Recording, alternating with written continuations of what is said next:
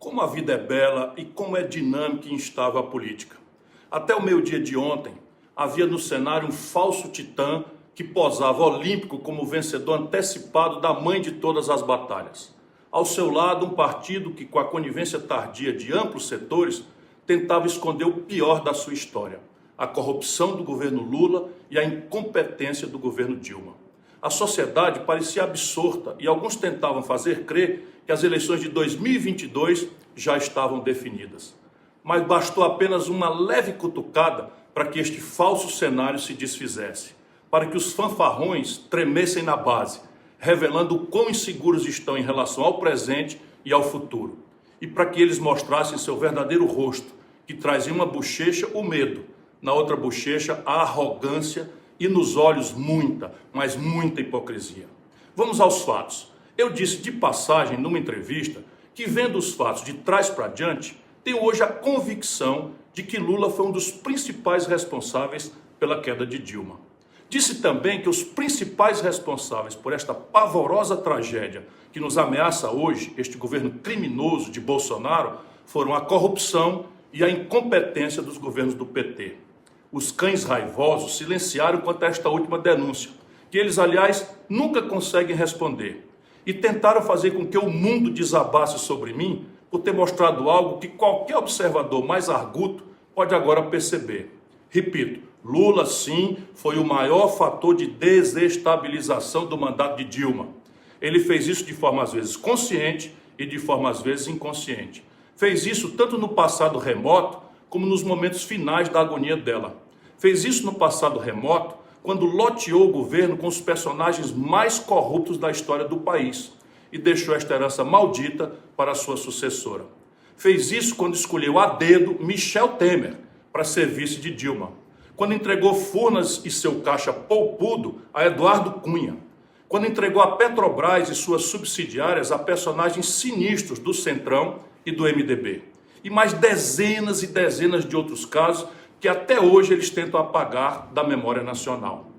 Lula fez isso muito especialmente quando, na ânsia de impedir a reeleição de Dilma, transformou seu famoso instituto num antro de intriga e conspiração. Banqueiros, empreiteiros, magnatas da indústria, políticos e jornalistas de confiança desfilavam por lá para escutar e se deliciar com as intrigas de Lula contra a sua cria.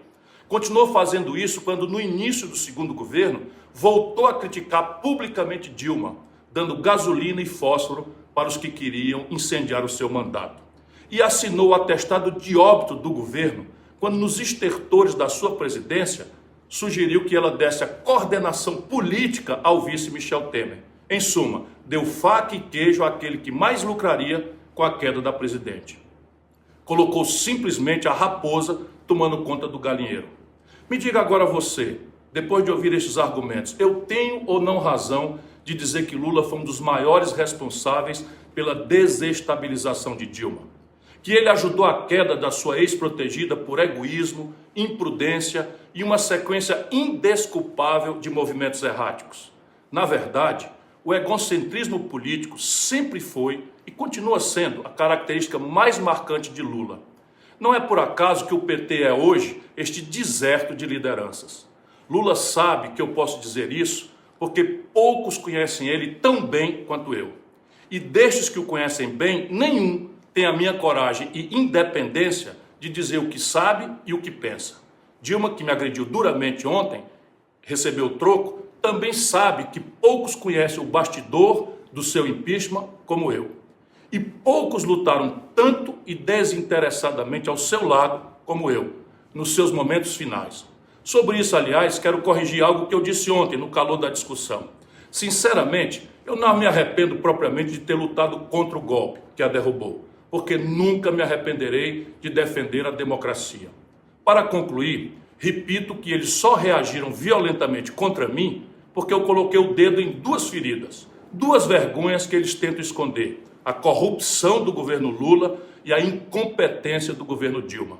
Duas pragas que o PT semeou porque repetiu o mesmo modelo econômico, o mesmo tipo de governança, a mesma cumplicidade com os corruptos profissionais, o mesmo recrutamento de técnicos incompetentes e pouco criativos de governos anteriores. A mesma coisa, aliás, que está fazendo a cria nojenta e involuntária deles, esta praga chamada bolsonarismo. Porém, mais importante do que analisar o passado e seus reflexos no presente, é alertar para o risco, para o nosso futuro, do que seria a reincidência no erro de Lula. Com toda a cegueira, oportunismo e soberba, ele já começa a fechar acordos com estes mesmos personagens sombrios do passado. Que futuro, por acaso, ele estaria pensando para o Brasil?